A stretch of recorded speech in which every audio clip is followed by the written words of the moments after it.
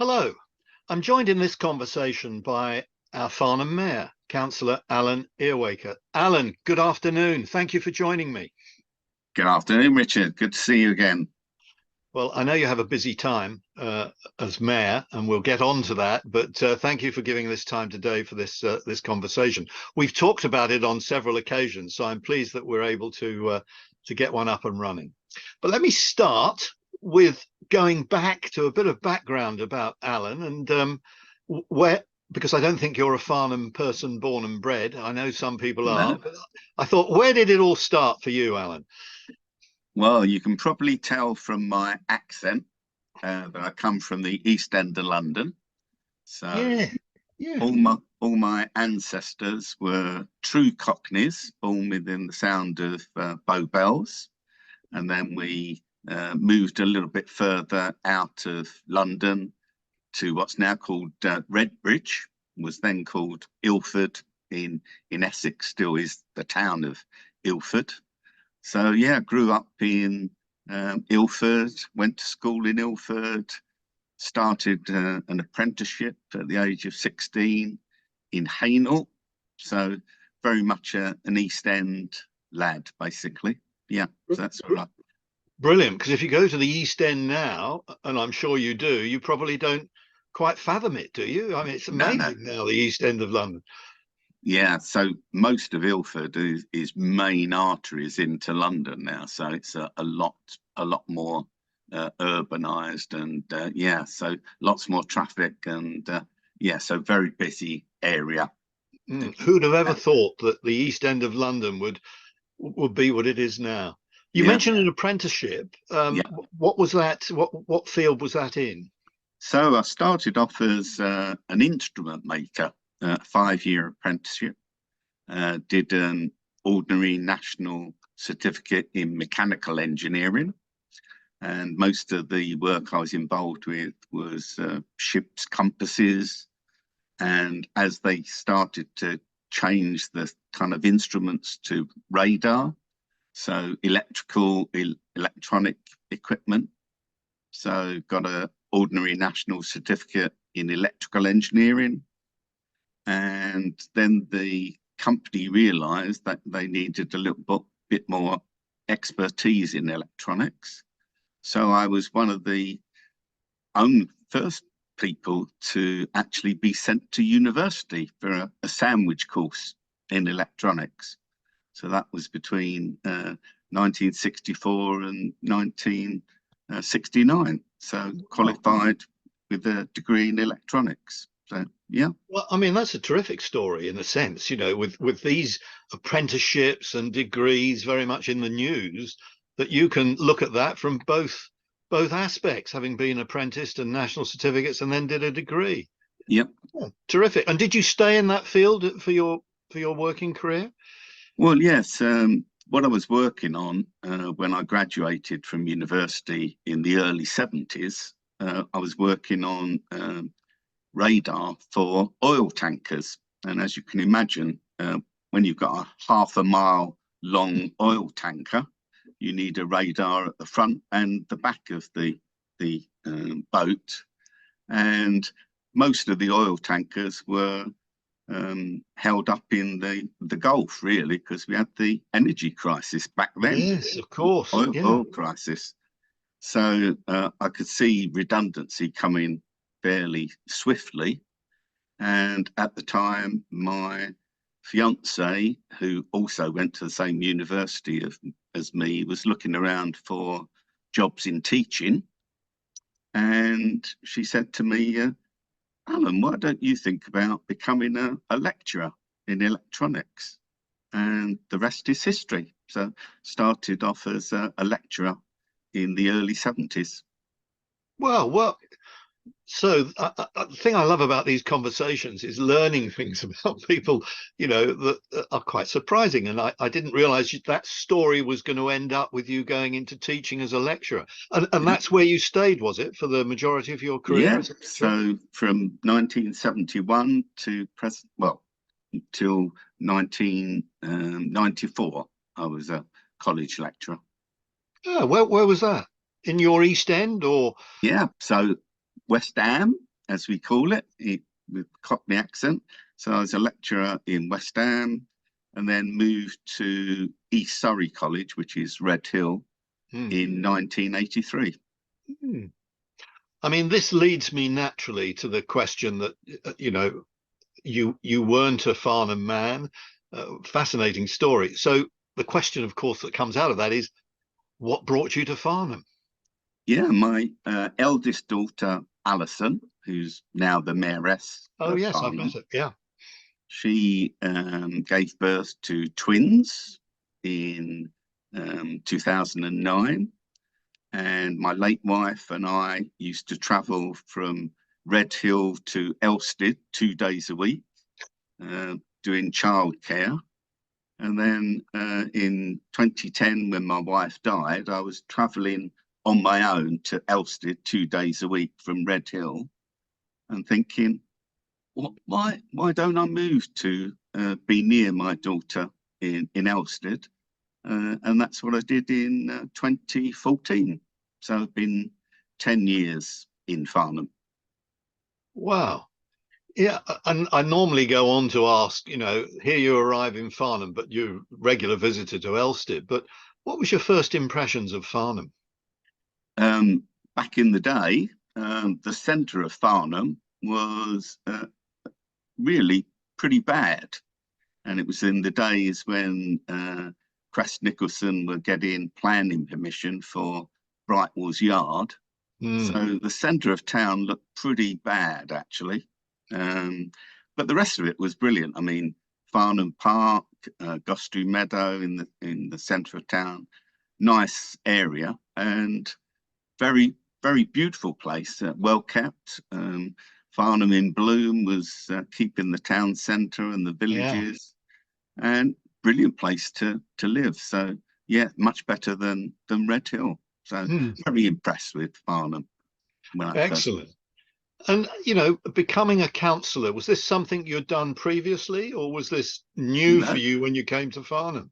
Never even thought about it at all. And really, it was the impetus was walking along Guildford Road from my first flat that I lived in to the centre of Farnham.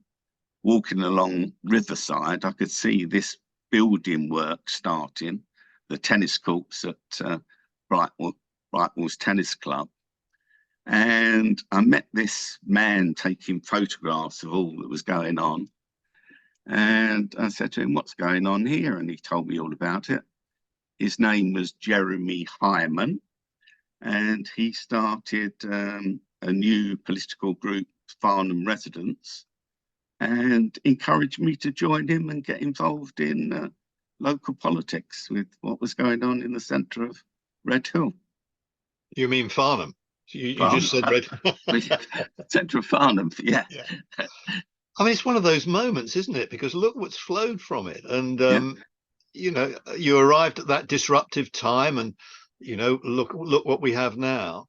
But this was literally, I expected you to be saying to me that, oh no, I was involved in, council work previously, etc., etc. Because if I think of people, in and around our town council, you're one of the people that is very prominent in that. So you got elected when, in 2015 or something like that? I put up for election in 2015, so moved to Farnham 2014. Bumped into Jeremy Hyman very soon after I moved in, and put up for election. Didn't get elected then in 2015, but still involved in the Farnham Residents Group. And that was the start up. I think we had about 5 councillors from the Farnham Residents Group out of 18. So it was an up and coming political group, although we call ourselves non-political. Basically, we don't have any views like Conservatives, Labour or Lib Dem. So it's pretty much a non-political group. So this was 2019 that you got elected. So first time I got elected is 2019. Yeah. Wow. Well, not being Farnham born and bred, and with the background you've described, to suddenly find yourself centre, because 2019 was a big move forward for Farnham residents in terms of the local town council. Yep. And how did people take you as you know took one of the council roles, town council, not Waverley, presumably at Yep. that stage? Yep. Yeah. So I've not been a Waverley Borough councillor. Most of the councillors at Farnham Town Council are Waverley Borough councillors as well. Yeah. Hmm. So how did people react to you? It's a bit like, you know, becoming an MP for a constituency you've never had anything to do with. But did you find there was a reaction? Well, I was very much involved from 2015 to 2019 in the local community. So retired quite early in life and was volunteering even when I was in Red Hill. And yeah, so it was a natural thing to get involved in the community by becoming a councillor. So getting involved in all the decision making that goes on to do with Farnham. Yeah. And has this been a characteristic of yours, you know, getting involved, you know, when somebody's looking for somebody to do something, Alan steps forward. Is this part of your personality, Alan, do you think? Yeah, very much so. So being a college lecturer, I was always keen to be living and working in the same community. Hmm. So as a college lecturer, you do get involved in all the community activities and did exactly the same when I retired from teaching, um, involved in community organisations in Red Hill, things like become trustee of the YMCA, mainly Right. involved with work with young people. Hmm. So, yeah, so virtually a full-time community worker, unpaid. Yeah, Pro bono, I think we call it. I'm used to that. yeah, yeah. Anyway, councillor, yes. And then you became mayor. Um, Yeah. I think that was some time ago. Was that 2021 perhaps? Or No. Well, yeah, 21 mayor, but yeah. what normally happens is you serve a year as Hmm. deputy mayor. What would Ah, normally happen is the deputy mayor becomes the mayor the year after. well, So let me just stop you there. So, how's the process? What is the process of becoming mayor? Now, I'm sure some people will understand this, but there'll be others that don't. So, there you are as one of the town councillors, Farnham residents. How did you become, was it deputy mayor first? deputy mayor first. So what happens is the majority group on the council normally decide who they would like to be mayor. So in the olden days, it would have been the Conservatives would have elected um, the town mayor. You're elected for 1 year, and obviously, if you've got more of your political group on your side, then you're more likely to get one of your political group elected deputy mayor and town mayor. So that's exactly what happened. With the influx in 2019, about 50% of the councillors were Farnham residents and new to council because we'd only had five councillors, the administration before, and we went from five councillors to 14. So we had the majority of the 18 councillors. So it was our turn basically to choose who wanted to be mayor and who wanted to be town mayor because we knew we had the support of the majority of the councillors. So, again, for explanation, you mentioned mayor and town mayor. Are Mm. you talking about mayor of, would that be of Waverley or town mayor of Farnham? Is that how it works? It's just the mayor of Farnham because there we've got the majority. In Waverley, we share the majority with the Liberal Democrats in Waverley Borough Council. So what we do in Waverley Borough Council is we share the mayoral role between Liberal Democrats and Farnham residents. But in Farnham Town, because we have the majority, we basically decide who we want to be mayor. And so was this a question of being tapped on the shoulder and said, Alan, you know, we can we encourage you to be positive about this, or were you looking the wrong way at the wrong time and you got volunteered? I'm quite sure you were asked to be mayor by your colleagues. Is that right? Yes, that's right. Knowing that I'd been involved in community work before becoming a councillor, and knowing that we had an expert person to be town mayor, Pat Evans, who was a town clerk previously. She was expert in what the mayor function involved, and she needed someone to be mayor the year after she stepped down.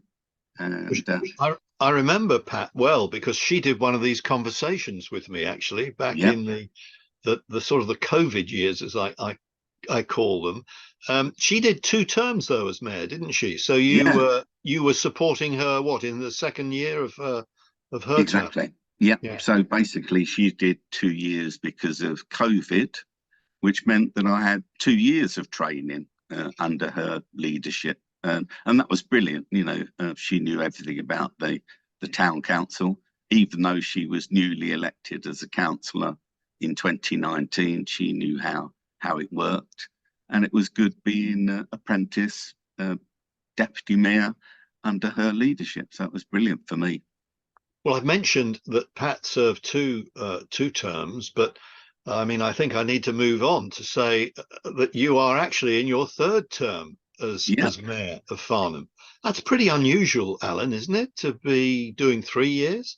yeah. So what happened with Pat is that of the 2 years that Pat was mayor, probably she only did 12 months because we had 2 terms of lockdown and COVID.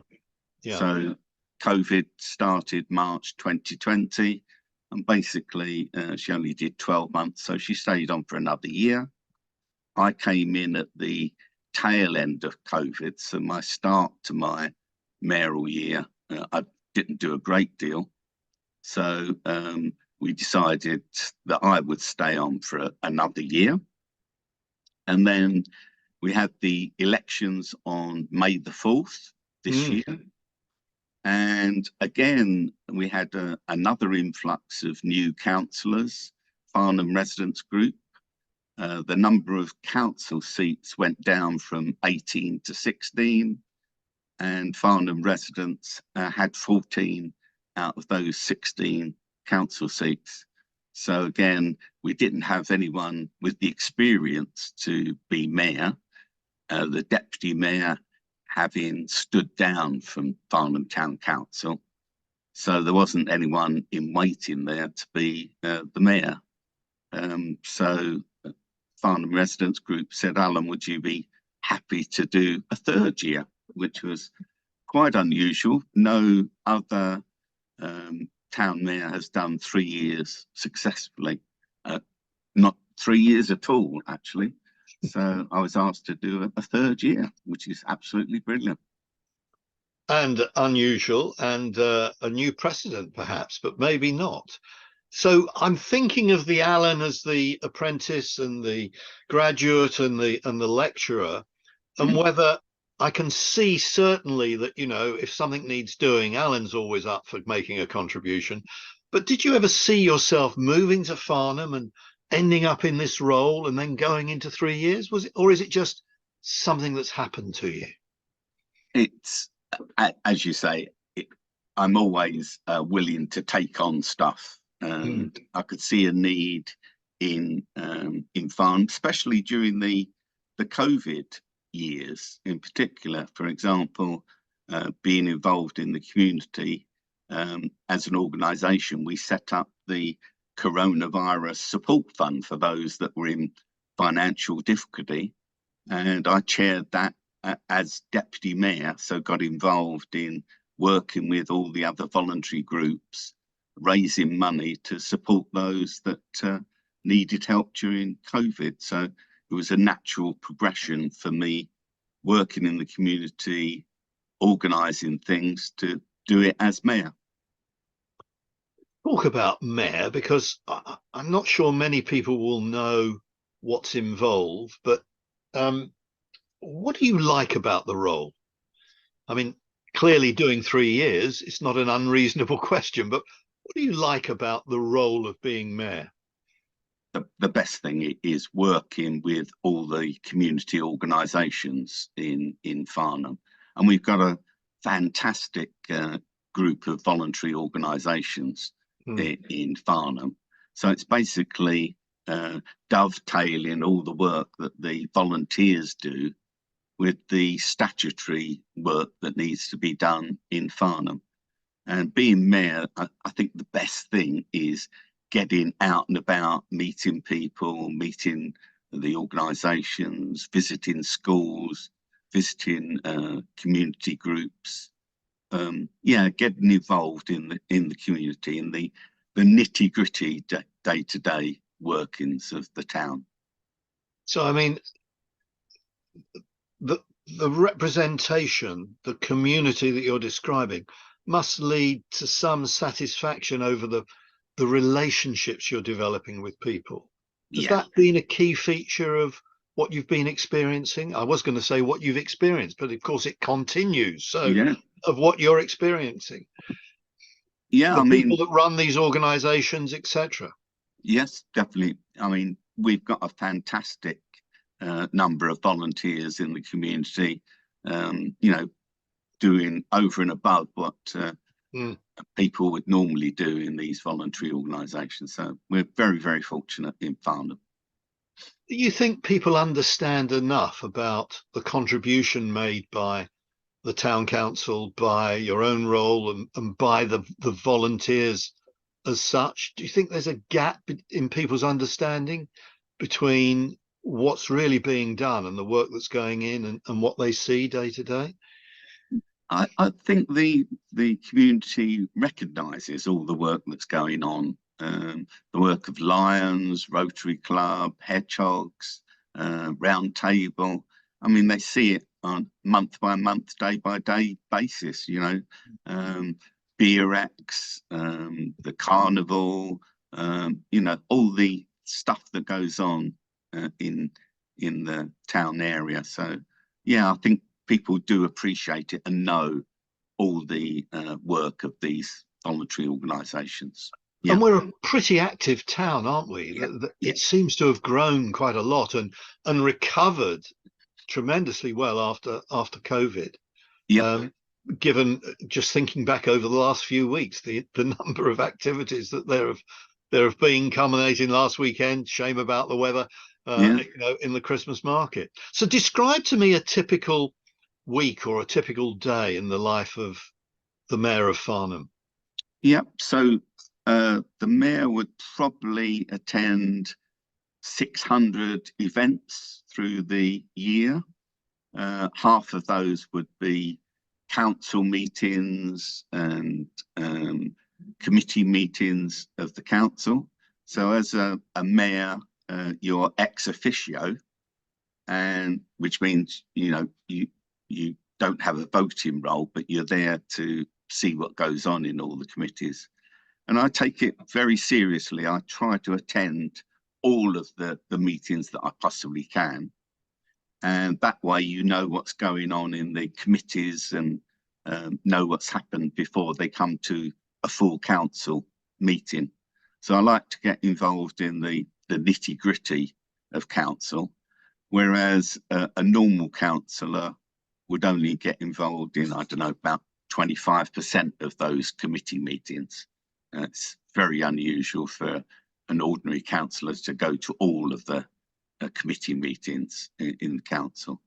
So that's about half of it. And the other half, about 300 events in a year, would be normal stuff like going to all the events, the fairs, the markets, the schools, all the community events that are happening, those that are run by other organisations, not just the council. So, yeah, quite a busy period. Well, I think that's putting it mildly. I mean, that's just worth reflecting on. 600 commitments in the course of a year, be they events or be they meetings. Were you aware that was what was going to be the sort of requirements of your time, or has a little bit of Alan Earwaker, the man that steps forward to do various things, got the number of events up to that level? I say that because I can't think of an event associated with the town where you've not been present, and you know, you're tremendously supportive. So is it that you've got it to that large number as opposed to something you inherited? No, I inherited it. What would normally happen is, as is happening at the moment, the deputy mayor also runs a pub in centre of town. So there's no way he's going to be able to go to 300 events, and not even 300 council committees and that kind of thing. So you always rely on the deputy mayor and the past mayor to step in when you can't do something. I would think probably the deputy mayor's probably done about 20 events that I couldn't attend in the year, but that is unusual for a mayor to attend the majority of events. I probably deputised for the last mayor more than my deputies deputised for me. But that's my commitment. That's me saying, you know, I want to get involved in as much as I can. We've got so much going on. I want to get involved and see what's going on and be part of Farnham. Yeah. Well, credit where credit's due. I think that's a terrific commitment that you demonstrate that support right across the piece. Of course, we're talking the town council when we talk council here, and we've got the 3-level system, haven't we, in Surrey, Waverley, and the town. How do you make that work as mayor? I often feel we punch above our weight as a town. Is that fair? Definitely, yes. Compared to other towns in Waverley, we organise a lot more than other councils, so we do punch above our weight. So yes, we are a large council, so 40,000 residents, so it's quite a big town council. Are there things that you'd like to see evolve and develop in that structure? Yeah, so we got granted World Craft Town, the first in England to be granted that status, the World Craft Council town. And yeah, there's a lot of work to be done there. We're very, very fortunate with having a university of the creative arts in our patch. And we've got an incredible number of craft makers, artists, and so yeah, there's a lot more to do on that, and that is one of our priorities going forward, to expand our status as a World Craft Town. So yeah, there's a lot more work to be done there. I'm pleased you mentioned the university, because one of the topics that often crops up in conversations is the link between the university and the town, in the sense that we don't feel, even if people wanted to, but we don't feel like a university town. There seems to be the university up there and the town here, and they seem separate. And I know, speaking to people in the university, they feel it from their side as well. Yeah. Any plans for trying to, well, firstly, do you feel that's the case? And secondly, any plans to try and more involve the university as a feature of Farnham as a town? Yeah, so we're planning on that. We had a meeting quite recently, and we've all agreed that we need to be working a lot more closely with each other, and that is again something you will see in the coming years, that the town and the university working much more closely together. What about the Woolmead? Because it crops up in the context of the university who are putting forward proposals, or are they? Is it just press speculation for maybe providing more university accommodation? Because I know that's a pressure within the town in terms of places for students to stay during their time here. Any comments on Woolmead? True or false? Yes, the university is working with the Woolmead Berkeley Homes, looking to see if student accommodation can be made available for that area. So yes, there's ongoing negotiations taking place. Yeah. It would be quite a change, wouldn't it, from Berkeley Homes to something proposed there? Yeah. Do you think there's general support for that idea? Yes, very much so. Yeah. It would certainly bring more life to that end of the town, Yeah. I guess. Yeah. Well, you've described a very busy time, and I think, as I say, I think you're very much part and parcel of that busyness. When you look back on what's now 2 years, 2.5 years coming up, I guess, um, of the various events, do any stand out that you would say, wow, that was something I was delighted to be involved with, or was terrific, or what notable events do you look back on?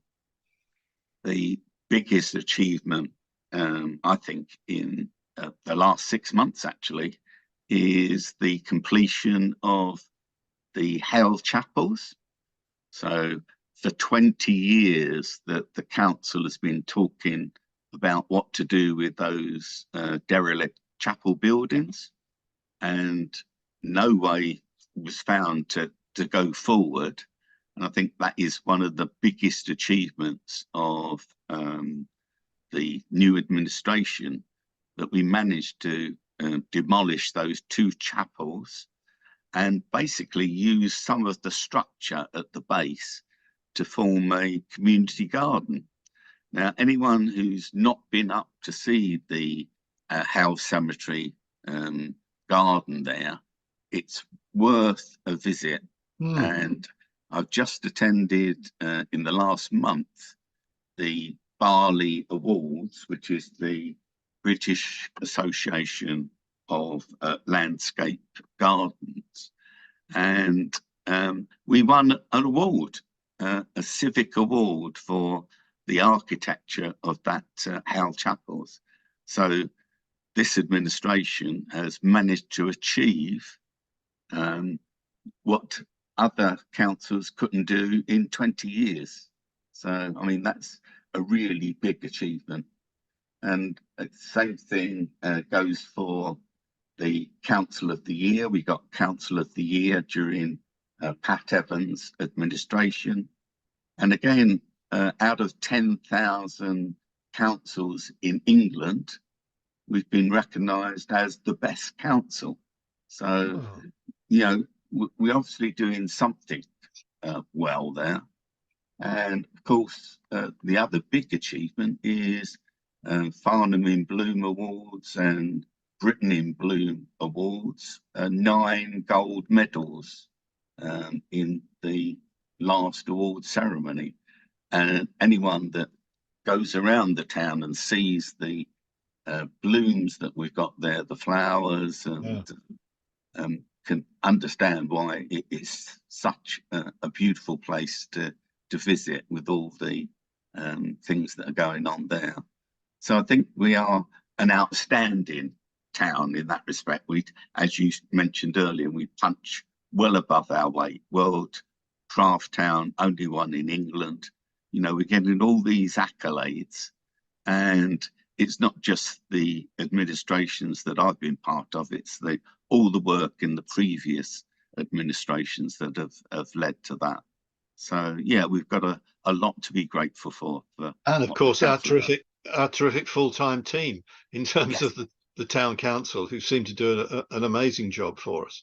We've got an incredible group of staff. They're fantastic staff, and they can't do all that's happening in the town. It's the host of volunteers as well that we've got that keep things going.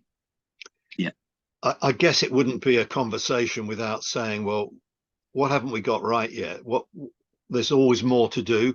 I guess we've got Brightwell's completion on the horizon, but there's more than that. What about, as we grow the traffic and the infrastructure, what sort of debates take place at the town council level about those challenges?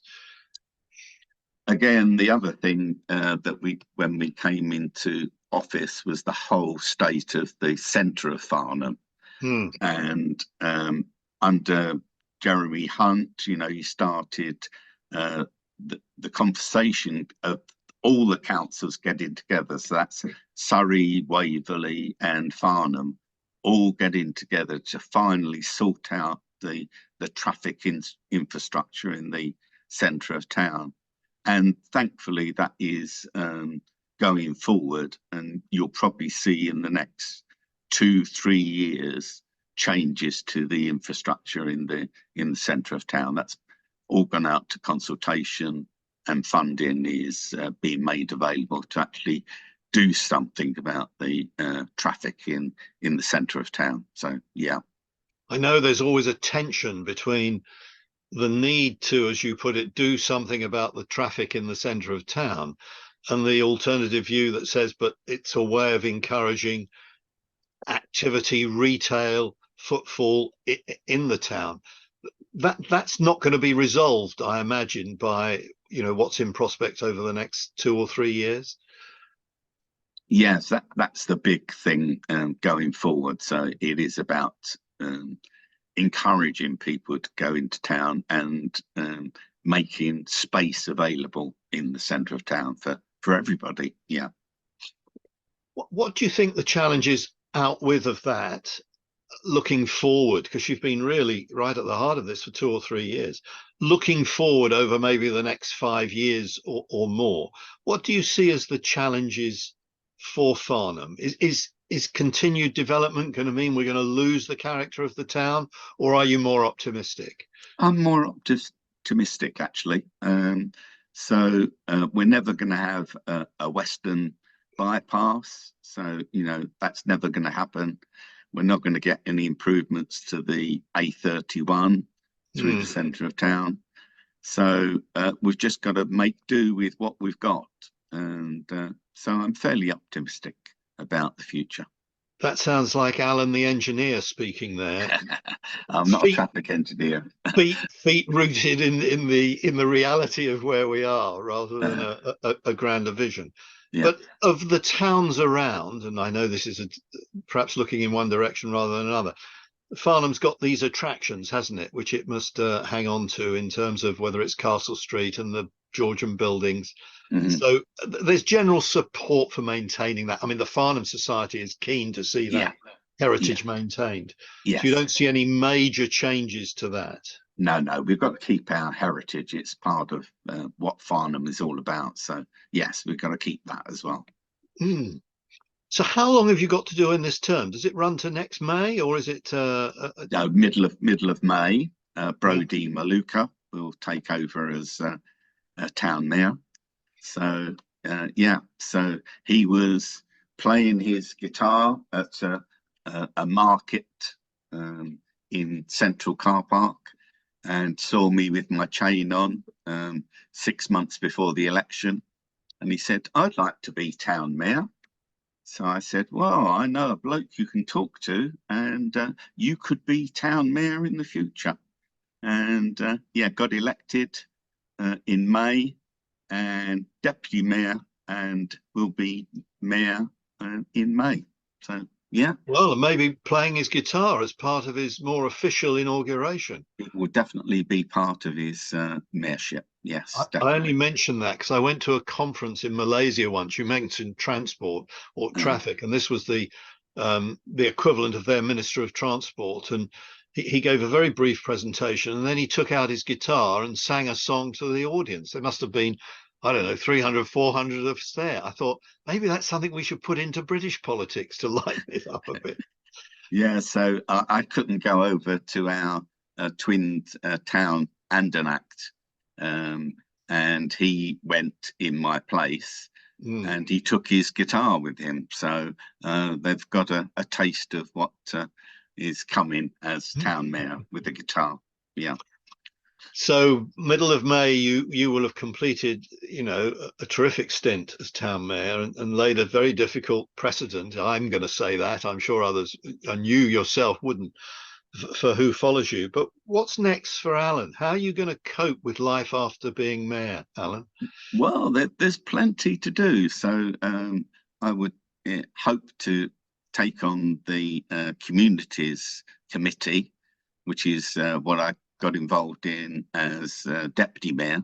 So there's still plenty of work. I'm still a councillor, so 3 more years as a councillor, and there's lots of work to be done as just a councillor. And obviously with the new mayor not being able to do as many events, that the deputy mayor will need to take up some of those duties. And where the deputy mayor can't do it, the past mayor will be substituting for the mayor. So yeah, still plenty of work to be doing. It's interesting. Your answers come across as a very positive way of answering that question. I expected a little bit of Alan to be saying, well, either, well, it'll be good to take a breather, or saying, no, I will miss it. But you've done neither of those things. You've gone straight down the middle and say, I'm still involved. I'll still be very busy. Yeah. So probably involved more with some of the community groups, because obviously as the mayor, you can't be a trustee of some of the community groups, whereas deputy mayor, you can probably get involved in some of the community organisations. So play a major role in those. Yeah. If you could have one, it's this time of year, one wish, something you'd like to see done for Farnham, for the future of Farnham, what would that be? I would like to see those most vulnerable in our community being supported more. So the whole cost of living crisis, the energy crisis has been really tough on our communities to coping with that. And when I was the manager of Frontline Money Advice, I could see people were struggling even before COVID, and COVID has made it worse. The energy crisis and the cost of living crisis has affected those that need a lot more help. And I would like to see our community helping those vulnerable in our community. That's my wish for the future. Yeah, to help those that need it most. Well, Alan, I think that's a great note on which maybe to bring our conversation to an end. I'm sort of tempted to think that takes us back to where we started, you know, the East End of London and moving out to Ilford.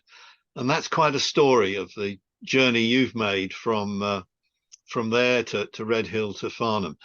I'd like to finish by saying thank you for all that you clearly do as Mayor of Farnham, and for the profile you give that role. You're clearly very supportive. I'm still digesting 600 events in a year. I thought I'd have busy times. But Alan, I should say Councillor Alan Earwaker, for all that you do, thanks very much. And thanks for joining me this afternoon. Thank you, Richard.